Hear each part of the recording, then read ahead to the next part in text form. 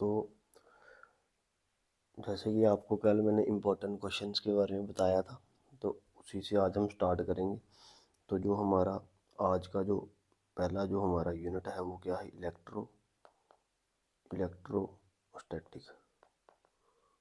ठीक है, तो पहले तो समझेंगे यहीं से।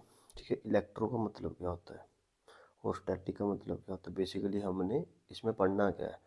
ठीक है, तो इलेक्ट्रो का मतलब क्या होता है और स्टैटिक का मतलब क्या होता है। तो इलेक्ट्रो का मतलब होता है चार्ज और स्टैटिक का मतलब क्या होता है सबको पता ही है, रेस्ट। तो बेसिकली इस यूनिट में हमने क्या पढ़ना है, चार्ज एट रेस्ट के बारे में पढ़ना है। ठीक है, चार्ज एट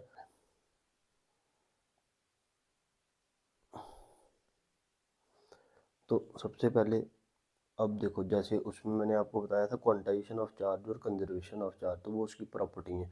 पर थोड़ा थोड़ा बेसिक है ना वो, जो मैं आपको वो साथ साथ में पढ़ाता जाऊंगा ताकि अच्छे से आपको सब कुछ समझ आता जाए। ठीक है, तो पहले हमारा जो आ जाता है बेसिक जो समझने वाली बात है वो क्या है, चार्ज किसको बोलते हैं, पहले यही समझ लेते हैं हम। ठीक है, तो मान लो हमारे पास दो आइसोलेटेड बॉडीज है।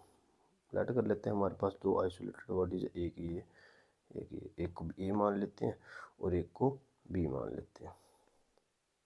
इसको मान लो ए और इसको मान लो बी। अब होता क्या है, अब ए बॉडी की वजह से अगर बी बॉडी क्या हो रही है, इसकी तरफ अट्रैक्ट हो रही है। ठीक है, ए बॉडी की वजह से अगर बी बॉडी क्या हो रही है, इसकी तरफ अट्रैक्ट हो रही है। और ए बॉडी की वजह से बी बॉडी क्या हो रही है, इससे दूर जा रही है। दूर जाने का मतलब क्या होता है, रिपेल हो रही है। तो अगर ऐसा हो रहा है तो इसको हम क्या बोलते हैं, चार्ज। अगर एक बॉडी की वजह से दूसरी बॉडी उसकी तरफ आ रही हो या एक बॉडी की वजह से दूसरी बॉडी उससे दूर जा रही हो, ठीक है, उसको क्या बोलते हैं, चार्ज। अब ये पास आ रही है और दूर जा रही है ना, तो मतलब इस बॉडी के पास कुछ ऐसी चीज़ है जिसकी वजह से अट्रैक्शन या रिपल्शन हो रही है, तो इसके पास क्या होती है, एनर्जी होती है। तो यहीं से हमारी चार्ज की डेफिनेशन आ जाती है कि चार्ज क्या होता है, charge is energy possessed by the body. किसी भी बॉडी के पास वो एनर्जी होती है possessed by the body by virtue of which it shows attraction और रिपल्शन। इसको हम क्या बोलते हैं, चार्ज बोलते हैं। ठीक है, तो चार्ज क्या होता है, किसी बॉडी के पास वो एनर्जी होती है जिसकी वजह से क्या होता है, अट्रैक्शन या रिपल्शन होती है दो बॉडीज़ के बीच में, उसको क्या बोलते हैं, हम चार्ज बोलते हैं। अब बात आ जाती है कॉज क्या है चार्ज का, चार्ज प्रोड्यूस कैसे होता है। ठीक है, तो प्रोड्यूस अगर हम देखें तो वो क्या होता है जैसे मैं एग्जांपल से आपको बताता हूँ, रियल लाइफ एग्जांपल में आप लोगों ने देखा होता है। आप क्या करते हो, एक स्केल लेते हो, स्केल लो और एक आप क्या ले लो, पेपर ले लो। तो बेसिकली जो मोस्ट इम्पॉर्टेंट पॉइंट है चार्ज का प्रोड्यूस होने का वो क्या है, रबिंग की वजह से। जब आप दो चीज़ों को रब करते हो तो उसमें क्या जनरेट होता है, चार्ज जनरेट होता है। ठीक है, जैसे स्केल है, स्केल को अगर आप रब करो, अगर आप स्केल को अच्छे से रब करो तो आप देखोगे कि पेपर क्या होता है, पेपर क्या होता है, उसकी तरफ अट्रैक्ट होता है। तो ये क्या शो कर रहा है, अट्रैक्शन शो कर रहा है ना, तो इसी को हम क्या बोलते हैं, चार्ज बोल रहे हैं। ठीक है, अब बात आ जाती है अट्रैक्शन और रिपल्शन क्या चीज़ है, कैसे होती है। तो सबसे पहले हमें क्या पता होना चाहिए, चार्ज के हमारे पास कितने टाइप होते हैं, टाइप्स ऑफ चार्ज। ठीक है, टाइप्स ऑफ चार्ज के बारे में हमें पता होना चाहिए। तो चार्ज के हमारे पास दो टाइप होते हैं, एक को हम बोलते हैं पॉजिटिव चार्ज और दूसरे को बोलते हैं नेगेटिव चार्ज। ठीक है, अब एग्जांपल ले लो, हम मान लेते हैं हमारे पास, फिर से हम मान लेते हैं हमारे पास क्या है, हमारे पास दो बॉडीज़ है, इंसुलेटेड बॉडीज है दो। ठीक है, एक को मान लेते हैं ए और एक को मान लेते हैं बी। ठीक है, लेट कर लो यहाँ पे कि ए के पास क्या है, पॉजिटिव चार्ज, और बी के पास भी क्या है, और बी के पास भी क्या है, पॉजिटिव चार्ज। फिर एक और कंडीशन लेट कर लेते हैं, ए के पास नेगेटिव चार्ज, बी के पास भी क्या है, नेगेटिव चार्ज।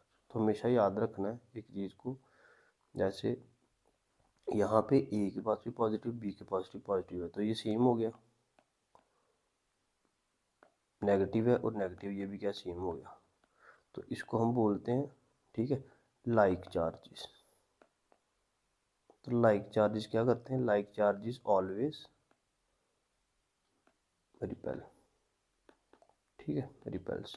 तो जो एक जैसे चार्ज होते हैं वो हमेशा क्या करते हैं, रिपेल करते हैं। अभी आपको समझ आया कि रिपल्शन कब होती है, जब दोनों चार्ज सेम हो तो क्या होती है, रिपल्शन होती है। या तो दोनों पॉजिटिव होंगे या तो दोनों नेगेटिव होंगे। ऐसे ही अगर हम ये बोलें ए के पास और बी के पास, ए के पास नेगेटिव चार्ज है और बी के पास पॉजिटिव चार्ज, फिर बी ए के पास पॉजिटिव चार्ज और बी के पास नेगेटिव चार्ज है। अब इस केस में देखो दोनों बॉडीज के पास चार्ज क्या अपोजिट है ना, अपोजिट है, इसके पास भी अपोजिट है। तो पहले तो इनको हम क्या बोलते हैं, इनको हम बोलते हैं अनलाइक चार्जेस।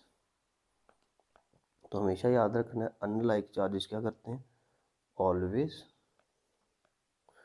अट्रैक्ट करते हैं, ठीक है।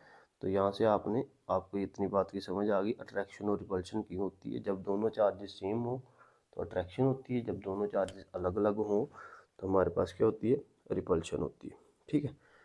इससे बाद एक और चीज़ मैं आपको समझाऊंगा आपने बड़ी बार देखा होगा पॉजिटिव चार्ज, अगर हमारे पास मान लो ये दो बॉडीज है, तो पॉजिटिव चार्ज और negative charge, positively charge body और नेगेटिवली चार्ज बॉडी हम बोलते हैं, ठीक है, कि वो बॉडी पॉजिटिवली चार्ज है दूसरी बॉडी नेगेटिवली चार्ज है। तो उसको कैसे हम पॉजिटिवली चार्ज नेगेटिव चार्ज बोलते हैं, तो उसके लिए हम क्या ले लेते हैं, हमने क्या ले लिया, लेट कर लिया हमने, हमारे पास क्या है, टू न्यूट्रल बॉडीज। अब न्यूट्रल बॉडीज क्या होती हैं, जिनके पास नंबर ऑफ इलेक्ट्रॉन और प्रोटॉन सेम होते हैं। मान लेते हैं इधर इलेक्ट्रॉन कितने, 5, और इधर प्रोटॉन भी कितने थे, 5। यहाँ पे भी इलेक्ट्रॉन कितने हैं, 5, और यहाँ पे भी प्रोटॉन कितने, 5। ये हमने मान लिया, ये क्या हो गया हमारे पास, न्यूट्रल बॉडीज होगी दो, ए और बी। अब हमने चार्ज जनरेट करना है तो हमने इन दोनों को क्या किया, इन दोनों को हमने रब किया। जब इन दोनों को हमने रबिंग की तो क्या होगा, इलेक्ट्रॉन एक से दूसरे में जाएगा। तो मैं मान लेता हूँ यहाँ से दो इलेक्ट्रॉन निकल के, यहाँ से दो इलेक्ट्रॉन निकल के यहाँ पे चले गए। तो यहाँ से दो इलेक्ट्रॉन क्या हुए, ये यहाँ पे दो इलेक्ट्रॉन के आए। अब हम पॉजिटिव और नेगेटिव कैसे लगाते हैं वो समझो। यहाँ पे कितने थे पहले, 5 है ना, तो 5 में से दो के कितने रह गए, 3। यहाँ पे कितने थे, 5 इलेक्ट्रॉन, 5 में 2 प्लस हुए कितने हो गए, 7। अब हम होल बॉडी के ऊपर टोटल चार्ज देखते हैं कौन सा ज़्यादा है। इसमें इलेक्ट्रॉन 5 है, 3 है, और प्रोटॉन कितने, 5। तो पॉजिटिव चार्ज इस पर ज़्यादा है, इसीलिए इस वाले को हम क्या बोलेंगे, पॉजिटिवली चार्ज बॉडी, 2+2 ई लिखते हैं इसके साथ। और इसके इसमें देखो इलेक्ट्रॉन कितने, 7, और प्रोटॉन कितने, 5। तो इसमें नेगेटिव ज़्यादा है, तो इसको क्या लिखते हैं, नेगेटिव लिखते हैं। हुआ क्या है, इससे क्या हुआ है, रिड्यूस हुए हैं, इसमें क्या हुआ, गेन हुए हैं। तो आप लोग ऐसा सोचते हो कि जिससे रिड्यूस हुए उसको माइनस लिखते हैं, जिससे गेन हुए उसको प्लस लिखते हैं, पर ऐसा होता नहीं है। हम क्या करते हैं, हम जब इलेक्ट्रॉन जो एक बॉडी से दूसरी बॉडी में ट्रांसफ़र हो जाते हैं उसके बाद हम इलेक्ट्रॉन और प्रोटॉन को देखते हैं। तो प्रोटॉन ज़्यादा हो जाएंगे, जब प्रोटॉन ज़्यादा होंगे तो उसके ऊपर पॉजिटिवली चार्ज। तो हमारे पास एक है, हमारे पास पॉजिटिवली चार्ज बॉडी, और बी है यहाँ पे हमारे पास नेगेटिवली चार्ज बॉडी, ठीक है। तो इतना ही मेरे को समझाना था। अब आगे चलते हैं, चार्ज के बारे में और पढ़ते हैं कुछ।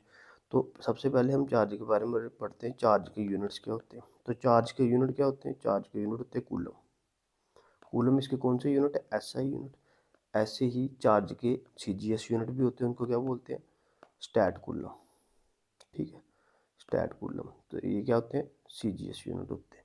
और एक और चीज़ याद रखनी है, पेपर पॉइंट ऑफ व्यू से नोट करके साइड में लिख रहा हूँ, आप भी उतार लेना, टाइम दूंगा उतारने का। तो 1 कूलम जो होता है वो किसके बराबर होता है, 1 कूलम जो होता है वो किसके बराबर होता है, याद में रखना आपने, 3 × 10⁻⁹ स्टैट कूलम के बराबर होता है, ठीक है।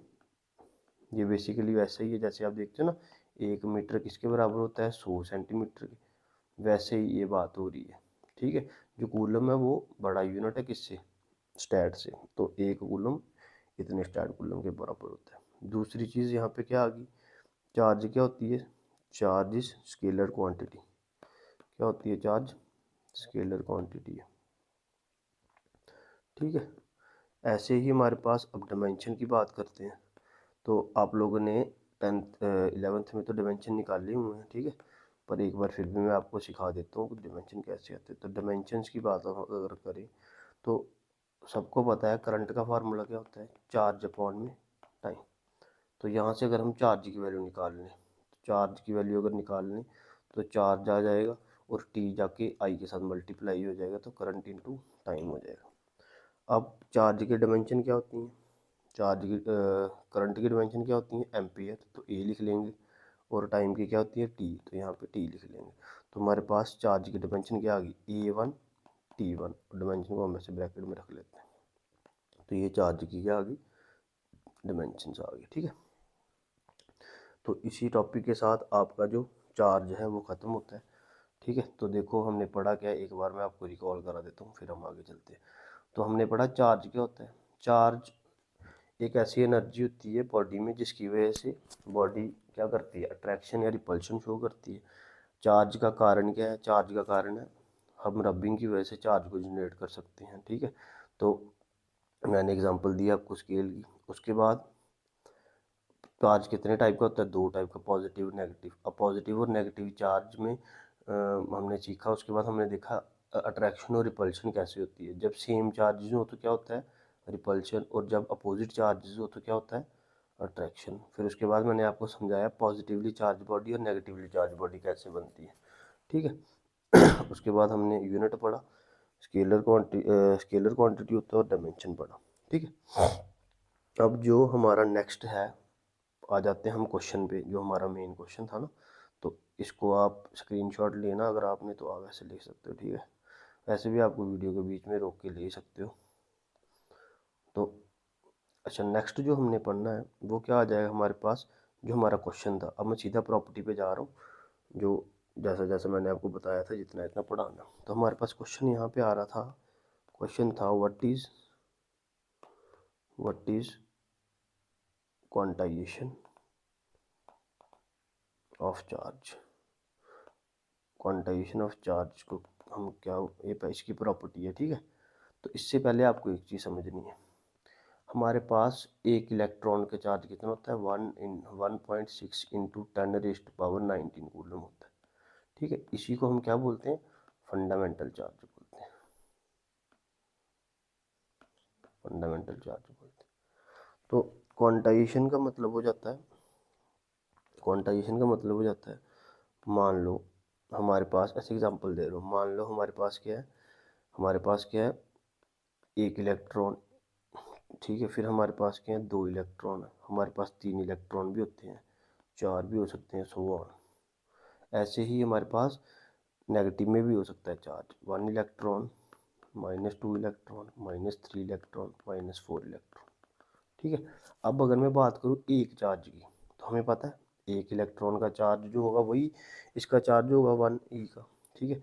अगर मैं बात करूँ 2 इलेक्ट्रॉन के ऊपर कितना चार्ज होगा, तो हम कैसे निकालते हैं, हमें पता है एक इलेक्ट्रॉन के लिए चार्ज कितना होता है, 1.6 इंटू 10⁻⁹ कूलम, ठीक है। तो ऐसे ही मुझे बताओ दो इलेक्ट्रॉन के लिए कितना होगा, तो ये 2 साथ में आ जाएगा, इंटू इलेक्ट्रॉन का चार्ज कितना होता है, 1.6 इंटू 10⁻⁹ कूलम। ऐसे ही हम -2 के लिए देखें, तो हम इसको 2 के लिए देख ही लिए, 3 के लिए देखते हैं, हम क्या करते हैं -3 के लिए देखते हैं। तो -3 के लिए क्या होगा, 3 इंटू चार्ज ऑफ इलेक्ट्रॉन, समझ रहे हो यहाँ पे क्या हो रहा है, 1 इंटू चार्ज ऑफ इलेक्ट्रॉन था, तो इसको मल्टीप्लाई 1 करो तो आंसर यही आएगा। 2 इंटू ई था, तो 2 इंटू चार्ज ऑफ इलेक्ट्रॉन कर दिया, -3 था तो -3 इंटू चार्ज ऑफ इलेक्ट्रॉन कर दिया। तो यहाँ से हमारे पास डेफिनेशन क्या बन रही है, जहाँ पे डेफिनेशन हमारी बन रही है, यहाँ पर ऐसे बोल रहा हूँ, यहाँ पे हम कैसे बना रहे हैं, टोटल चार्ज, जो हमारा टोटल चार्ज क्यू है वो किसके बराबर आ रहा है। अगर हम यहाँ पे मान लें हमारे पास एन क्या है, 1 है, 2 हो सकता है, 3 हो सकता है, 4 हो सकता है, ठीक है। या एन क्या हो सकता है हमारे पास, -1 हो सकता है, 2 हो सकता है, 3 हो सकता है, तो 4 हो सकता है। तो यहाँ पे हम क्या लिख सकते हैं, चार्ज क्या है, एन, चार्ज क्या है हमारे पास, एन इंटू ई, ठीक है। एन इंटू ई, देखो कैसे, जैसे चार्ज तो ये आ गया, अगर एक इलेक्ट्रॉन था तो 1 E, ठीक है। अगर एक इलेक्ट्रॉन होता तो 1 E, अगर दो इलेक्ट्रॉन हो चार्ज तो यही आ जाएगा इलेक्ट्रॉन का, तो 2E, ठीक है, 3E, ऐसे करके। तो यहाँ पे, यहाँ तो ये पॉजिटिव भी हो सकता है और नेगेटिव भी हो सकता है। तो ये हमारे पास इसका फॉर्मूला बन जाता है कि चार्ज क्या है, चार्ज हमारे पास होता है integral multiple of fundamental charge. तो एन क्या है हमारे पास, यहाँ पे एन हमारे पास क्या है, इंटीग्रल मल्टीपल है। ठीक है, तो यहाँ से जो हमारी डेफिनेशन बनती है वो मैं आपको समझाता हूँ। ठीक है, अब आपको ये तो समझ आया होगा ना क्वांटाइजेशन ऑफ चार्ज क्या होता है। क्वांटाइजेशन ऑफ चार्ज होता है Q is equal to plus minus n e. अब मैंने तुम्हें आपको ये समझा दिया फार्मूला कैसे बना। ठीक है, अब इसकी डेफिनेशन पे आते हैं जो आपने एग्जाम में लिखनी है। तो आपने लिखनी है charge always exist in integral multiple of fundamental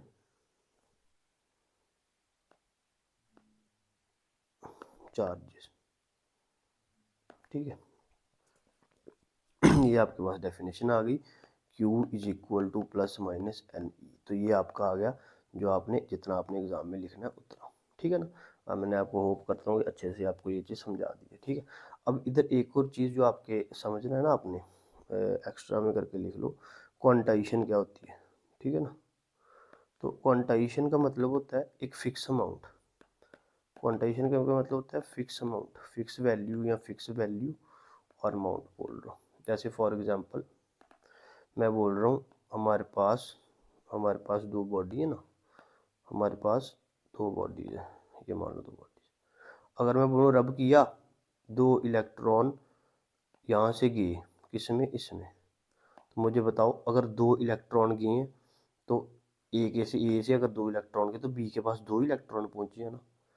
ठीक है, अगर ए से तीन इलेक्ट्रॉन गए होते तो इसके पास कितने पहुँचते, तीन ही पहुँचते।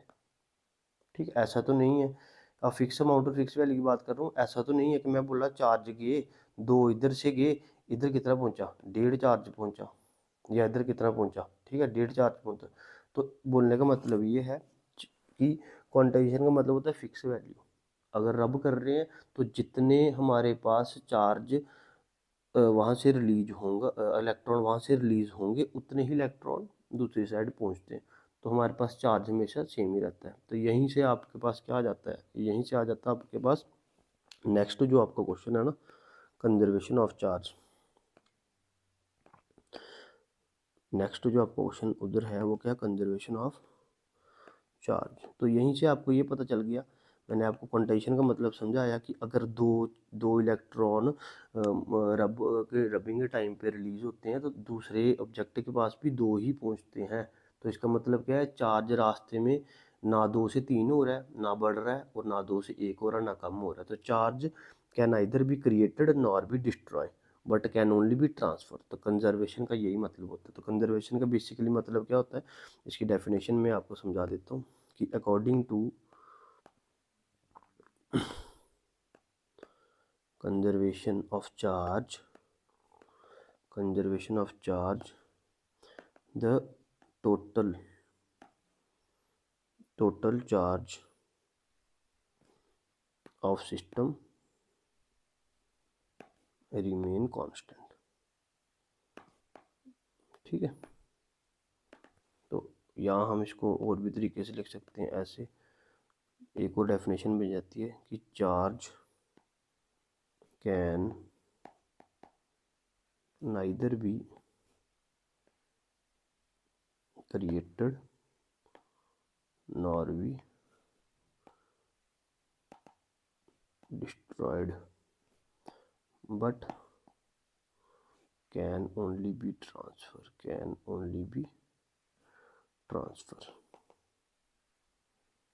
तो ये भी इसकी डेफिनेशन आ गई। ठीक है, तो आपको मैंने जो पहला क्वेश्चन था वो मैंने दोनों पार्ट्स में आपको करवा दिए। ठीक है, तो क्वांटाइजेशन का मतलब क्या होता है कि फिक्स वैल्यू में ही चार्ज ट्रांसफ़र होता है, और हमेशा क्या होता है क्वांटाइजेशन का मतलब कि चार्ज जो होता है हमेशा integral multiple of fundamental charge ही मिलेगा। एक इलेक्ट्रॉन होगा उसके साथ जितने भी ट्रांसफ़र उसको मल्टीप्लाई कर देंगे तो हमारे पास क्वांटाइजेशन चार्ज का फार्मूला आ जाता है। ठीक है, तो ये है आपका मेन डेफिनेशन जो आपने पेपर में लिखनी है। ठीक है, तो उसके बाद कंजर्वेशन ऑफ चार्ज के बारे में बताया तुम्हें कि चार्ज कभी भी डिस्ट्रॉय भी नहीं होता है और क्रिएट भी नहीं होता है, बस क्या करता है, ट्रांसफ़र कर सकते हैं चार्ज को। तो जो हमारा अब नेक्स्ट क्वेश्चन है वो क्या है, नेक्स्ट क्वेश्चन हमें आ जाएगा, थर्ड क्वेश्चन जो हमारा है उसमें, सेकंड वाला थोड़ा बाद में करते हैं। State and explain Coulomb's law. अब उसकी दोनों फॉर्म करेंगे हम, ठीक है, स्केलर एंड वेक्टर। तो आंसर कैसे लिखेंगे, आपको मैं उसी तरीके से करवा रहा हूँ जिस तरीके से आपने पेपर में आंसर लिखना है, ठीक है। तो कूलम्स लॉ की डेफिनेशन लिखते हैं। तो उसके पहले मैं आपको समझाता हूँ। तो एक चीज़ आपने याद रखनी है, ये जो आपका कूलम लॉ है ना, ये जो आपका कूलम लॉ है, ये वैलिड ही किसके लिए है, सिर्फ 2 पॉइंट चार्जेस के लिए। कूलम लॉ किसके लिए वैलिड है, वैलिड किसके लिए, 2 पॉइंट चार्जेस के लिए वैलिड होता है, ठीक है। तो लेट कर लेते हैं पॉइंट चार्ज, एक पॉइंट चार्ज हम ले लेते हैं, हम क्या लेते हैं, एक ले लेते हैं हम पॉजिटिव चार्ज, दूसरा भी क्या ले लेते हैं, पॉजिटिव चार्ज। जब दोनों पॉजिटिव चार्ज ले लिए, मान लो इसको हमने r डिस्टेंस पे रख लिया, ठीक है। अब देखो क्या होगा, इस चार्ज की वजह से इस चार्ज को क्या होगा, पॉजिटिव पॉजिटिव रिपेल करेंगे, तो जब ये चार्ज, इस चार्ज की वजह से ये चार्ज क्या होगा, रिपेल होगा, तो फोर्स इधर वाली साइड लगेगी, और ये वाले चार्ज की वजह से ये वाला चार्ज रिपेल होगा, तो फोर्स इधर वाली साइड लगेगी, ठीक है। अब इसके बीच में क्या हो रहा है, तो ये यहाँ पे क्या हो रही है, यहाँ पे रिपल्शन हो रही है, रिपल्शन हो रही है। ऐसे ही हम क्या ले लेते हैं, दो अपोजिट, पहले सेम चार्जेस लिए ना, अब दो अपोजिट ले लेते हैं, दो अपोजिट पॉइंट चार्जेस ले लिए एट डिस्टेंस r पे, हमने इनको रख दिया। अब प्लस चार्ज, प्लस जो पॉजिटिव चार्ज है उसकी वजह से नेगेटिव चार्ज को क्या होगा, पॉजिटिव और नेगेटिव बीच में अट्रैक्शन होती है, तो पॉजिटिव के पॉजिटिव वजह से नेगेटिव को क्या होगा, अट्रैक्शन होगी, अट्रैक्शन कहाँ की होगी, पॉजिटिव वाली साइड होगी, तो ये इधर वाली साइड फोर्स लगाएगा। ऐसे ही नेगेटिव की वजह से पॉजिटिव को क्या होगा, अट्रैक्शन होगी, तो ये इधर वाली साइड फोर्स लगाएगा। तो इसमें क्या हुआ, फोर्स ऑफ अट्रैक्शन हो रही है। तो यहीं से हमारी कूलम लॉ की डेफिनेशन बन जाती है, कूलम लॉ की हमारे पास डेफिनेशन बन जाती है, according to this law the force of attraction. तो मैंने आपको समझा दिया फोर्स ऑफ अट्रैक्शन कब हो रही है, जब दोनों पॉइंट चार्जेस के अलग अलग है, और रिपल्शन, तो रिपल्शन में क्या है, दोनों चार्जेस जो पॉइंट चार्जेस सेम है। Force of attraction and repulsion between, किन के बीच में हुई, 2 पॉइंट चार्जेस के बीच में, तो लिखो between the 2 point charges at rest is, वो क्या होते हैं, डायरेक्टली प्रोपोर्शनल होता है,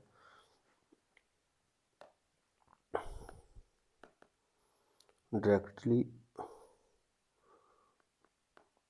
प्रोपोर्शनल होता है ये to the product, directly proportional to the product of 2 charges. तो इन दो, कोई भी ले लो, मान लो, तो इन दोनों चार्जेस के प्रोडक्ट के डायरेक्टली प्रोपोर्शनल हो जाएगी, ठीक है। And is inversely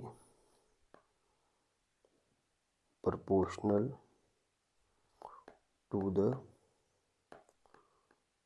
square of distance between, ठीक है। तो क्या बोल रहा, कहता फोर्स ऑफ अट्रैक्शन हो या फोर्स ऑफ अट्रैक्शन हो या फोर्स ऑफ रिपल्शन हो, वो किसकी होती है, ये जो 2 पॉइंट चार्जेस हमने लिए ना, ये जो 2 पॉइंट चार्ज लिए दोनों केस में, इन दोनों पॉइंट चार्जेस के डायरेक्टली प्रोपोर्शनल होती है इन दोनों पॉइंट चार्जेस के प्रोडक्ट के। तो प्रोडक्ट का मतलब, अगर ये वाला केस लेंगे तो Q, मान लो ये 1 है ये 2 है, तो Q1 इंटू Q2 हो जाएगा, और ये वाला लेंगे तो Q1 इंटू Q2 हो जाएगा, दोनों केस में सेम ही हो रहा है, ठीक है। और इनवर्सली प्रोपोर्शनल किसकी होती है, स्क्वायर ऑफ डिस्टेंस बिटवीन में, तो इन दोनों के बीच में डिस्टेंस कितना, r का स्क्वायर, तो r का स्क्वायर, r का स्क्वायर, तो r का स्क्वायर, ठीक है। तो ये तो आपको मैंने समझाने के लिए तो बनाया ना। अब ऐसे कर लेते हैं, तो हम क्या कर लेते हैं, हम लेट कर लेते हैं कि अगर हमारे पास, लेट कर लेते हैं हम अगर हमारे पास Q1 and Q2 be the 2 point charges, अगर हमारे पास यही पॉइंट चार्जेस हैं एट रेस्ट पे, एंड जो आर है वो क्या है, be the distance between them. तो डायग्राम कैसे आ जाएगी इसकी, Q1 चार्ज और Q2 चार्ज, दोनों के बीच का जो डिस्टेंस है उसको क्या मान लेते हैं आर। तो Q1 की वजह से Q2, अब दोनों क्या ले लेते हैं, इनको दोनों को पॉजिटिव चार्ज ले लो, Q1 Q2 be 2 positive point charges, ठीक है। तो Q1 की वजह से Q2 पे क्या होगा, रिपल्शन, तो रिपेल होकर किधर जाएगा, इधर वाली साइड। तो ये फोर्स आ जाएगी आपकी Q1 की वजह से Q2 पे लग रही है तो 2 1, ठीक है। और जिसके ऊपर लग रही है ना पहले उसको लिखते हैं और जो लगा रहा है फिर बाद में। अब फोर्स Q2 की Q1 पे जब लग रही है तो कैसे आ जाएगी, रिपेल ही होगा। Q1 पे लग रही है तो कौन लगा रहा है, Q2 लगा रहा है। ये दो फोर्सेस हमारे पास आ जाती हैं। अब ये दो फोर्सेस क्या है, रिपेल हो रही हैं। तो अकॉर्डिंग टू डेफिनेशन अगर हम बनाएं तो क्या बोलता है, कहता फोर्स ऑफ अट्रैक्शन हो या रिपल्शन हो between 2 point charges directly proportional to product of charges. तो फोर्स क्या बोल रहा है, कहता जो फोर्स होती है directly proportional to product of charge, ये चार्ज और ये चार्ज। तो Q1 और Q2 आ गया, इसको फर्स्ट मान लो, ठीक है। और क्या बोल रहा है, और बोल रहा है inversely proportional to square of distance between them. तो स्क्वायर डिस्टेंस कौन है इनके बीच का, R, तो इसका स्क्वायर, तो F किसके इनवर्सली प्रोपोर्शनल, 1 अपॉन उसके डिस्टेंस के स्क्वायर, तो इसको सेकंड मान लो, ठीक है। तो क्या होगा फ्रॉम, तो इन दोनों को कंबाइन करते हैं, combining first and second we get, क्या होगा, F is directly proportional to Q1 और Q2 हो जाएगा अपॉन R का स्क्वायर। तो आप क्या करो, डायरेक्टली प्रोपोर्शनल का साइन हटाओ, तो क्या आएगा, डायरेक्टली प्रोपोर्शनल साइन हटा के K आएगा और Q1 Q2 अपॉन में R का स्क्वायर, ठीक है। अब यहाँ पे क्या हो जाएगा, एक चीज़ समझनी है, यहाँ पे क्या है हमारे पास, वेयर जो ये K है, K क्या है, K को हम क्या बोलते हैं, K हमारे पास कांस्टेंट है, ठीक है। तो इसको हम और क्या बोलते हैं, इसको हम बोलते हैं इलेक्ट्रोस्टैटिक कांस्टेंट। तो यहाँ पे आपने याद रखना है इलेक्ट्रोस्टैटिक फोर्स कांस्टेंट। यहाँ पे आपने एक चीज़ याद रखनी है कि K जो होता है उसकी वैल्यू की होती है 1/4 पाई एप्सिलॉन नॉट, ठीक है।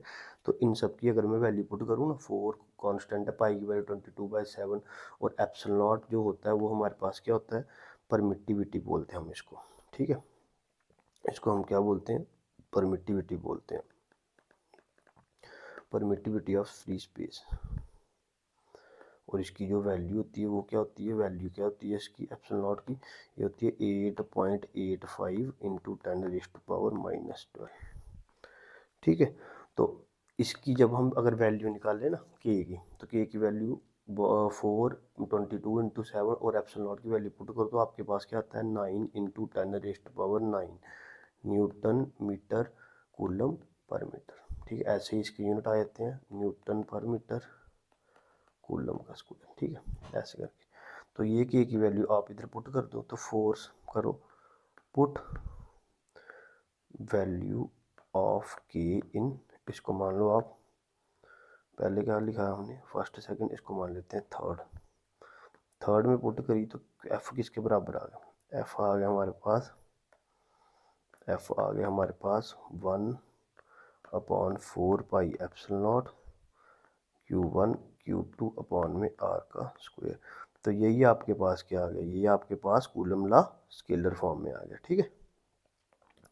तो ये आपके पास आ गया कूलम लॉ स्केलर फॉर्म में, ठीक है। अब क्या बोलते हैं, एक क्वेश्चन छोटा सा क्वेश्चन है, ये भी आपने याद रखना है, बोल देता है डिफाइंड 1 कूलम, क्या बोलते हैं डिफाइंड 1 कूलम। तो यहीं से ऊपर जो है ना, ये ऊपर जो मैंने आपको ये समझाया, ठीक है, ये हमने ऊपर निकाला ना, ये देखो थर्ड वाली क्वेश्चन देखो, थर्ड वाली थर्ड वाली नहीं, ये आप ये वाली फाइनल इक्वेशन देखो आप, ठीक है। तो फाइनल इक्वेशन में अगर हम वैल्यू पुट करेंगे तो क्या आता है देखो।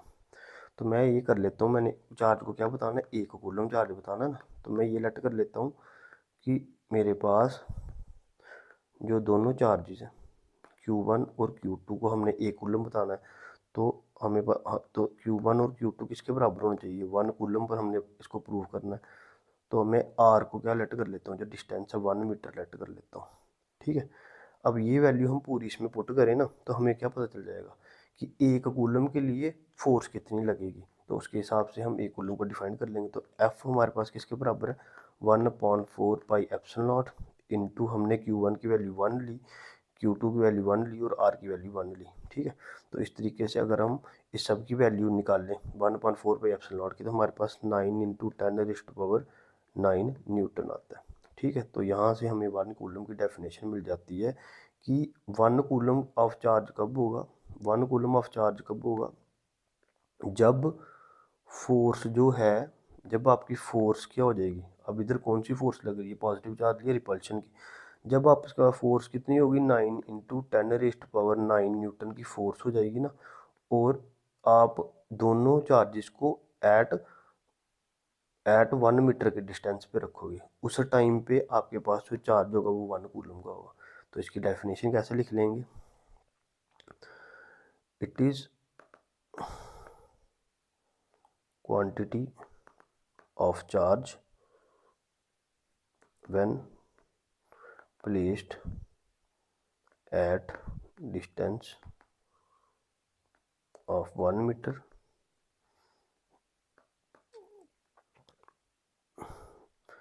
अब ये आपने एयर में रखा हो और वैक्यूम में रखा हो, कहीं भी इतना डिस्टेंस आपने लिया हो फ्रॉम एन इक्वल एंड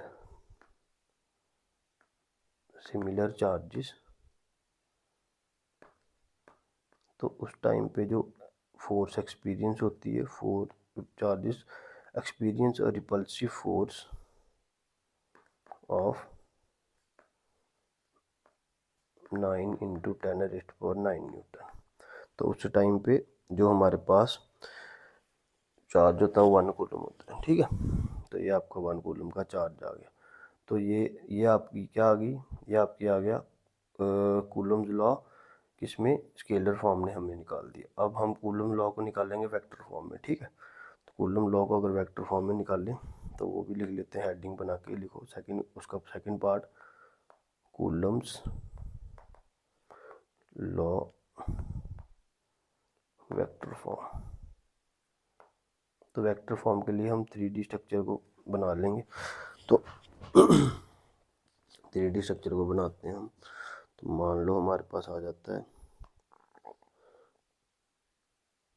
ये आ गई हमारे पास वाई एक्सिस,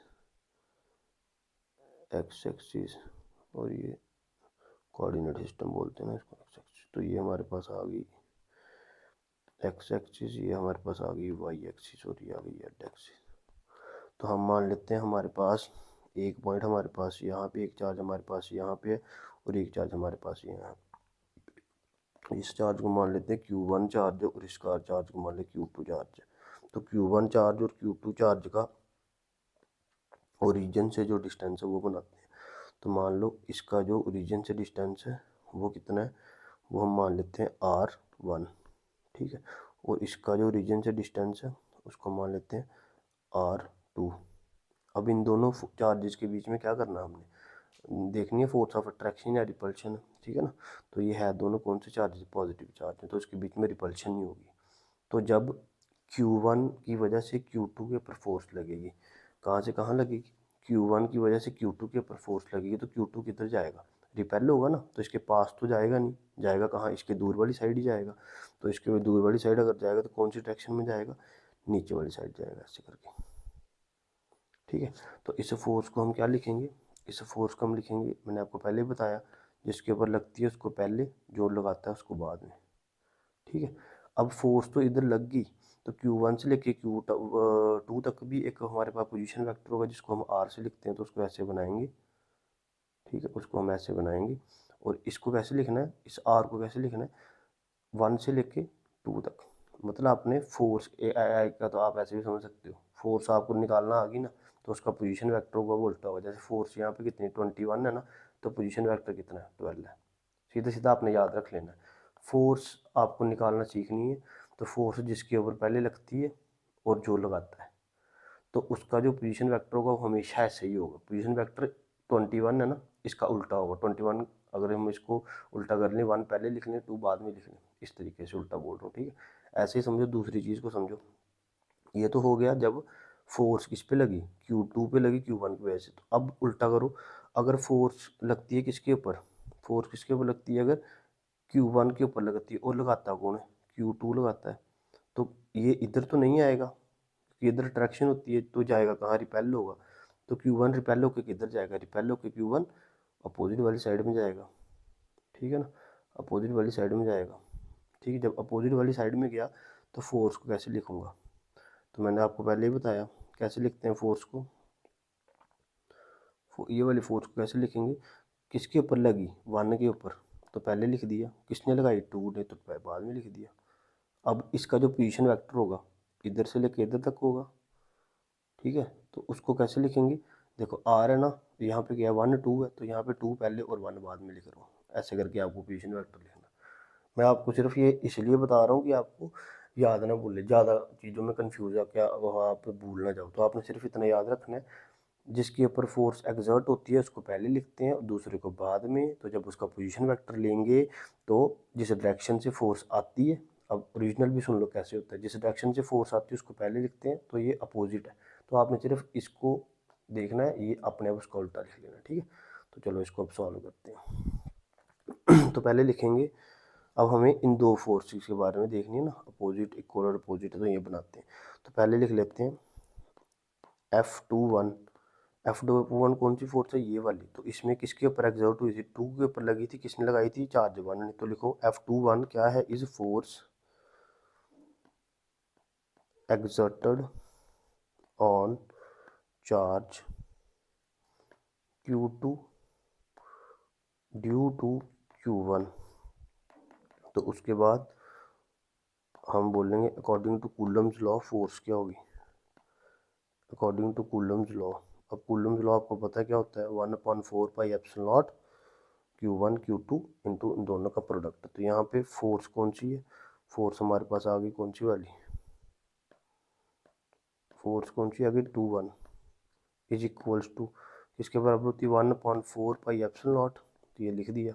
अब दो चार्ज कौन से हैं, एक Q1 Q2 है प्रोडक्ट, तो ये लिख लो Q1 और Q2 अपॉन में आर, कि आर क्या है पोजीशन वेक्टर। तो आर इसके केस में आर कौन है, तो 2 1 वाला होगा, उल्टा वाला मैंने आपको बताया। तो इधर से देख लो, आपको ध्यान देखने की जरूरत नहीं है। फोर्स कौन सी 2 1, तो आर कौन सा होगा 1 2 होगा, उल्टा होगा उसका, ठीक है। और उसके साथ हम क्या बताते हैं, सेम ही हम क्या लगाते हैं, पोजीशन यूनिट वेक्टर लगा लेते हैं। हमेशा याद रखना, यूनिट वेक्टर क्या बताता है, यूनिट वेक्टर डायरेक्शन बताता है, ठीक है। इसको मान लो आप फर्स्ट, ऐसे ही लिखो। दूसरी फोर्स कौन सी है आपकी, F12। F12 को लिखते हैं, तो लिखो F12 is force exerted on charge Q1 पे एग्जर्ट हुआ ड्यू टू, किसने लगाई थी फोर्स, Q2 ने लगाई थी। Then according to Coulomb's law, तो यहाँ पे भी कूलम्स लॉ क्या बोलता है, यहाँ पे भी कूलम्स लॉ क्या बोलेगा, फोर्स कौन सी है, मैंने आपको बताया फोर्स कौन सी है, हमें पता है 1 2, डायग्राम देखने की जरूरत ही नहीं। फोर्स का फार्मूला 1/4πε0, चार्ज दो वही है, सेम ही है, Q1 Q2 अपॉन में आर किसको लिखेंगे, यहाँ पे कितना है 12, 12 तो कैसे लिख सकते हैं, 2 पहले लिख लेंगे 1 बाद में लिख लेंगे, ठीक है। इसका स्क्वायर, इसका नीचे क्या हो जाएगा, स्क्वायर हो जाएगा। और इसके साथ ही हम क्या ले लेंगे, इसका सेम ही हम पोजीशन वेक्टर ले लेंगे, इसको सेकंड मान लो, ऊपर मैंने स्क्वायर नहीं लगाया मेरे को, हाँ ठीक है। अब एक चीज़ और यहाँ पे जो काम आएगी, देखो R12 की डायरेक्शन किधर है, नीचे वाली साइड ऐसे, और R21 की डायरेक्शन कैसी है, ऐसे ऊपर वाली साइड, ठीक है। अब देखो मैंने तो 2 पॉइंट चार्ज लिया ना Q1 और Q2, जितनी जोर से Q1 इसको रिपेल कर रहा होगा उतनी ही जोर से Q2 इसको रिपेल कर रहा होगा, तो दोनों के पोजीशन वेक्टर भी क्या है, सेम ही होंगे। बस फर्क क्या है, दोनों की डायरेक्शन क्या है, अपोजिट। तो हम इसको ऐसे लिख सकते हैं, कि फ्रॉम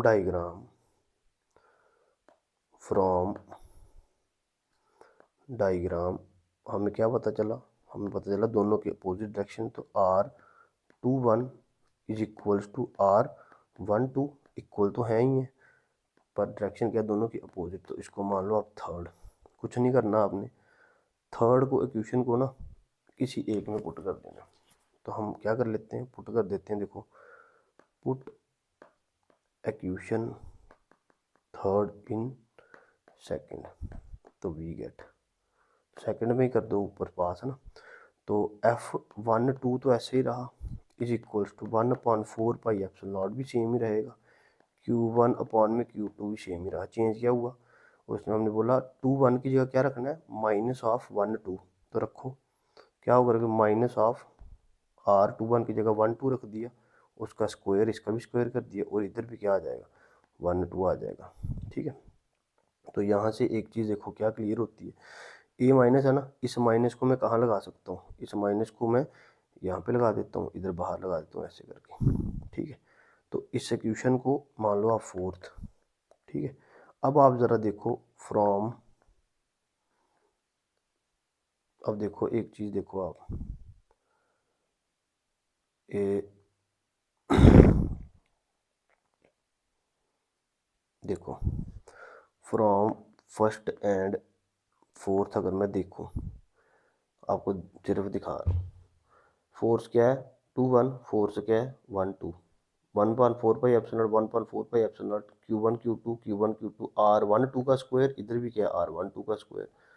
ठीक है, तो दोनों जगह सेम है, बस फर्क क्या है, यहाँ पे हमारे उसमें हमारे पास फोर्स क्या है, उसमें हमारे पास फोर्स क्या है 2 1, और इसमें हमारे पास फोर्स क्या है 1 2, बाकी दोनों साइड टर्म में सेम है। तो यहाँ पे क्या माइनस, तो इसके साथ हम क्या लगा लेंगे, माइनस लगा लेंगे।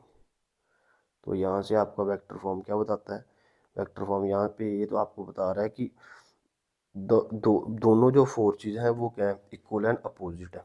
ठीक है, तो ये आपका हो गया वेक्टर फॉर्म। तो यहाँ से आपको एक चीज़ पता जाती है, जो कूलम्स लॉ है, यहाँ पे आपको क्या पता चल जाता है कि जो फोर्स एक्सर्ट हो रही है by by the two charge, दोनों चार्जेस जो फोर्स एक्सर्ट कर रहे हैं किसके ऊपर, ईच एक दूसरे के ऊपर, ईच अदर, वो क्या है, आर इक्वल है। माइनस साइन क्या इंडिकेट करता है, डायरेक्शन उनकी क्या है, अपोजिट है, बस। तो यहाँ से हमें कूलम्स लॉ नोट करके आपने इसको लिख लेना है। कूलम्स लॉ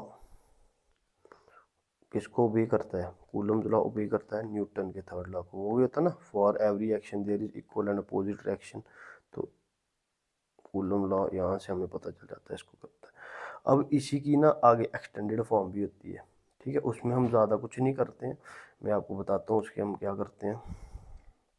उसमें हमने ज़्यादा कुछ नहीं करना होता, उसमें हमने R21 यूनिट वेक्टर और इसको 2 1 यूनिट वेक्टर को चेंज करके बनाना होता है क्वेश्चन। ठीक है, तो हम इसको करते हैं अभी। ठीक है, तो उसके लिए मैं आपको डायग्राम और वो उठा के नीचे ले जाते हैं ना, वहाँ पे काम आएगी। 2 मिनट रुक जाओ बस।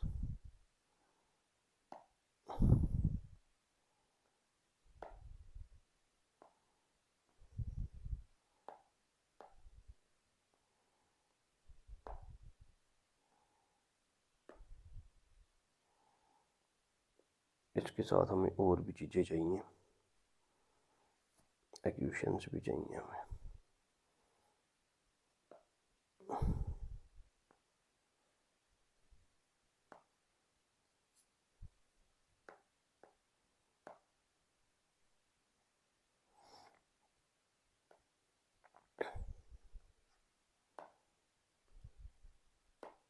ये इक्वेशन ये वाली इधर रख लेते हैं।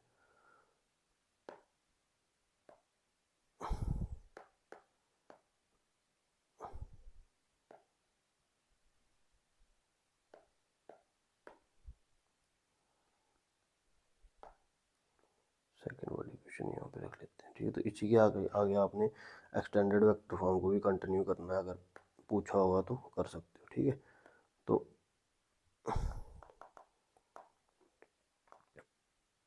एक्सटेंडेड वेक्टर फॉर्म, ठीक है। तो कुछ नहीं करना है, ये जो यूनिट वेक्टर लिखे हैं ना, तो इनको हमने इनकी वैल्यू डालनी। तो सबसे पहले आपको इतना पता होना चाहिए, जैसे मान लो हमारे पास ए यूनिट वेक्टर है ना, तो यूनिट वेक्टर किसके बराबर होता है हमारे पास, ए वेक्टर और उस वेक्टर के मैग्नीट्यूड के बराबर होता है, ऐसे करके हम लिखते हैं उसको, ठीक है।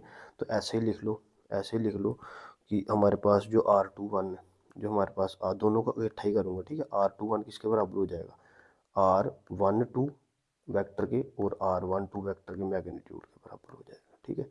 इस इक्वेशन को आप मान लो फिफ्थ, ऊपर 4 है ना, इसको मान लो फिफ्थ, ठीक है। अब क्या करना है हमने ना, यहाँ से R12 की वैल्यू निकालनी है, ठीक है। R12 की वैल्यू निकालनी है, किसकी, R12 वेक्टर की वैल्यू निकालनी है हमने, ठीक है, और कुछ नहीं करना। तो इसकी वैल्यू कैसे निकलेगी, हमने वेक्टर एडिशन यूज़ करना है, आपने पढ़ा हुआ है ऐसे करके जो बनता था, एक वेक्टर ये है, एक वेक्टर ये है, ठीक है। तो हमेशा वेक्टर के टेल के साथ हेड को ही जोड़ते हैं, तो इसको हम सेम साइड मानते थे। तो अगर ऐसा हो, इधर इसका हम टेल जोड़ दूँ, इसके साथ हेड जोड़ दूँ, तो ये अपोजिट डायरेक्शन हो जाती है, आपने पढ़ा हुआ, तो इसी को यूज़ करेंगे। तो देखो, करो, लिखो, यहाँ पे आ जाएगा value of R12 vector by vector addition हम निकालेंगे। तो पहले ये कौन सी ट्राइंगल इसमें लेंगे उसकी बात कर लेते हैं। तो देखो, इधर देखो, हमारे पास एक पॉइंट यहाँ पे क्या है, हमारे पास है ओरिजिन। तो ये मैं मान लेता हूँ, ये क्या है, मेरे पास ओरिजिन है, ठीक है। ओरिजिन से R1 ये गया, ओरिजिन से R2 ये गया, और R21 की डायरेक्शन कौन सी वाली साइड है, नीचे वाली साइड है। तो बनाओ, इसकी ये डायरेक्शन है, इसकी ये डायरेक्शन और इसकी ये डायरेक्शन, ये R1 है,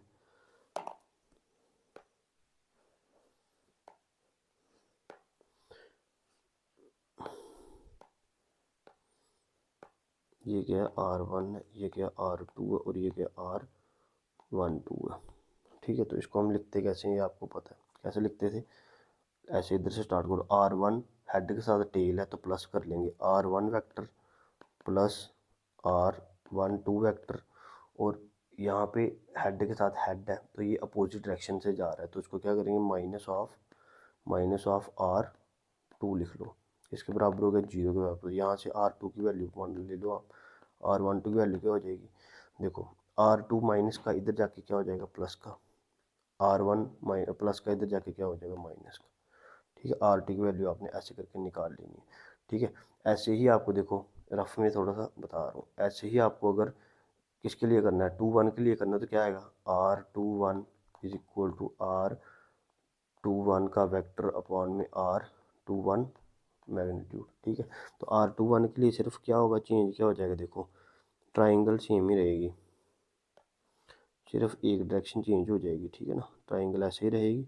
ये R1 है, ये R2 है, इन दोनों की डायरेक्शन तो सेम ही है, बस R2 की डायरेक्शन, R12 की डायरेक्शन देखो, 2 1 की, R21 की डायरेक्शन कहाँ पे, ऊपर वाली साइड ऐसे करके, तो R21। तो इसके लिए जो आपकी इक्वेशन बनी वो बनी, R2 और R21 सेम डायरेक्शन में है, और ये क्या है, अपोजिट डायरेक्शन में है, तो ये बन जाएगी, इसके लिए आपके पास क्या बन जाएगी, R2 plus R21 minus R1 is equals to 0। तो यहाँ से R2 की वैल्यू अगर वैल्यू निकालो, ये उधर जाके प्लस का हो जाएगा और ये उधर जाके माइनस का हो जाएगा, बस। तो ये मैंने आपको इसलिए बताया क्योंकि मैं सिमिलर करके निकाल दूंगा अगला, ठीक है ना। तो देखो, अब इस पे ही आ जाओ, ठीक है। तो कुछ नहीं करना आपने, हमने ये वैल्यू निकाल दी। अब R212 वाली इक्वेशन कौन सी है, देखो हमारे पास जो पहली इक्वेशन है उसमें क्या है, R21 है और R21 है, तो इधर हमने वैल्यू पुट करनी है और कुछ नहीं करना, ठीक है। तो देखो, पुट वैल्यू किसकी, हमने किसकी वैल्यू करनी है, हाँ, पुट हमने क्या करना है, ये फिफ्थ वाला है ना, पुट करना है फिफ्थ को किस में, इन फर्स्ट में, इसकी जगह पुट करना है हमने बेसिकली। तो क्या आ जाएगा हमारे पास, देखो हमारे पास क्या आ जाएगा, एफ, ऊपर से देख लो, F21 is equals to 1/4 pi epsilon naught Q1 Q2 upon में R1 2 का स्क्वायर, और इधर क्या है R1 2, ऐसे करके कैप है। इसी क्या पुट करना है, ये पुट करना है, तो इसकी जगह इसको पुट करो। जब इसको पुट करोगे तो क्या आ जाएगा, इसकी जगह पुट कर दोगे क्या आ जाएगा, R1 2 वेक्टर अपॉन में R1 2 उसका मैग्नीट्यूड। ठीक है, जब ऐसे आ गया तो अब मुझे बताओ यहाँ पे हम क्या कर सकते हैं, और अब क्या करेंगे आगे, हम इसको मल्टीप्लाई कर देंगे फर्दर। ठीक है, देखो इधर भी R1 2 है, इधर भी R1 2, तो ये कैसे लिख सकते हैं, R21 is equals to 1/4 pi epsilon naught Q1 में, और Q2 नीचे स्क्वायर, और एक कितना हो गया स्क्वायर, और ये सिंगल वन है तो कितना हो गया क्यूब हो जाएगा। R1 2 का क्या हो जाएगा नीचे क्यूब, ऊपर क्या हो जाएगा सिर्फ R1 2 वेक्टर। अब कुछ नहीं करना आपने, इसकी वैल्यू आपने निकाल ली है, यहाँ पे R1 2 की वैल्यू निकाली, वो पुट कर दो तो F1 2 किसके बराबर आ जाएगा, 1/4 pi epsilon naught Q1 Q2 upon में R2 माइनस R1, पुट कर दी वैल्यू, उसका क्यूब आ जाएगा, और यहाँ पे R2 माइनस R1 आ जाएगा। ये आपके पास आ गई एक्सटेंडेड वेक्टर फॉर्म। पूछ लेते हैं कभी कभी, देख लेना, पढ़ लेना थोड़ी सी, कुछ नहीं। ऐसे ही सिमिलर करके मैं कर देता हूँ आपको। सिमिलरली अब आपको पता है जो दूसरे वाले था वो क्या, F1 2 होगा, और 1/4 पाई एप्सिलॉन नॉट होगा, Q1 और Q2 ही है, और यहाँ पे अगर 2 1 है, वहाँ पे क्या था 1 2, तो 1 2 2 1 सॉरी यहाँ पे क्या है 1 2 था, वहाँ पे 2 1 होगा, 2 1 के लिए क्या है R1 माइनस R2, तो इसको क्या आ जाएगा R1 माइनस R2 का whole cube into R1 minus R2, बस ये इसकी फॉर्म आ गई। ये आपकी हो गई एक्सटेंडेड वेक्टर फॉर्म। तो हमारा कूलम्स लॉ जो था उसमें स्केलर और वेक्टर फॉर्म हमने ख़त्म कर ली, वो आपको मैं एक बार ओवर थ्रू करा देता हूँ पूरा। ठीक है, तो देखो कूलम्स लॉ हम इधर से स्टार्ट हुए, ये आपको मैंने पूरा बता दिया कैसे कैसे आएगा। ठीक है, फिर मैं अपने फिर इधर मैंने आपको वन कूलम के बारे में बताया, फिर वेक्टर फॉर्म के बारे में भी बताया, उसके बाद एक्सटेंडेड वेक्टर फॉर्म के बारे में भी बताया। अब यहाँ पे एक एक नंबर को क्या है, एक नंबर में और भी क्वेश्चन आते हैं, जैसे हमने ऊपर पढ़ा ना कि, तो उसके रिलेटेड एक क्वेश्चन आता है, वो आपको बता देता हूँ। वो आता है यूनिट्स एंड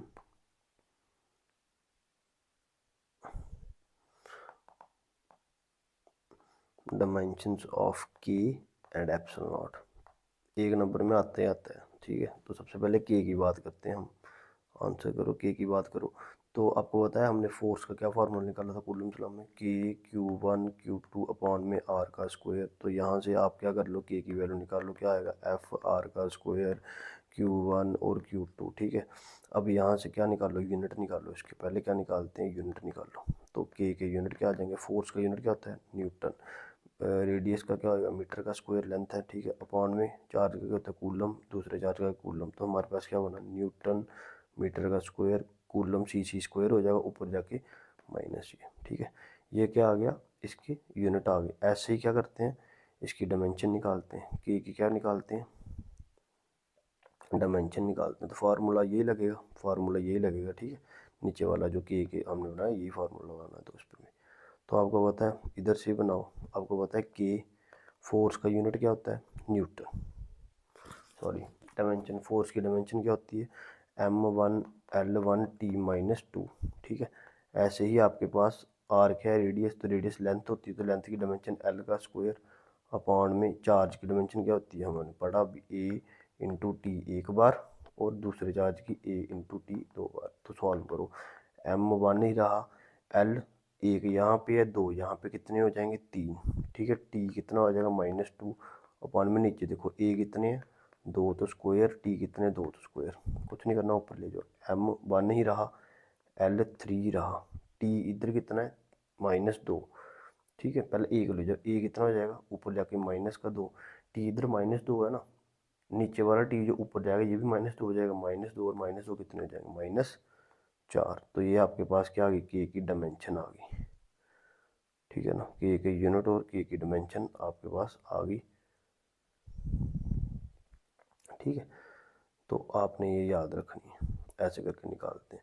अब एक चीज़ मैं आपको बताता हूँ। अब हमने देखा ना कि के किसके बराबर होता है, 1/4 पाई एप्सिलॉन नॉट। 4 भी कांस्टेंट है, पाई भी कांस्टेंट है, तो यहाँ से क्या मतलब है, 1/एप्सिलॉन नॉट ही बचा। तो के किसकी हो गया, inversely proportional to epsilon naught हो गया। कुछ नहीं करना, जब हम क्या निकाल लेंगे, यूनिट्स एंड डायमेंशंस किसकी निकालनी, एप्सिलॉन नॉट की। तो कुछ नहीं करना, जो के की डायमेंशन है उसको उल्टा कर दो, के इज इक्वल टू 1/एप्सिलॉन नॉट होता है, ठीक है। तो यहाँ से हमें क्या पता चल जाएगा, तो एप्सिलॉन नॉट किसके बराबर होगा, 1/के के, ठीक है।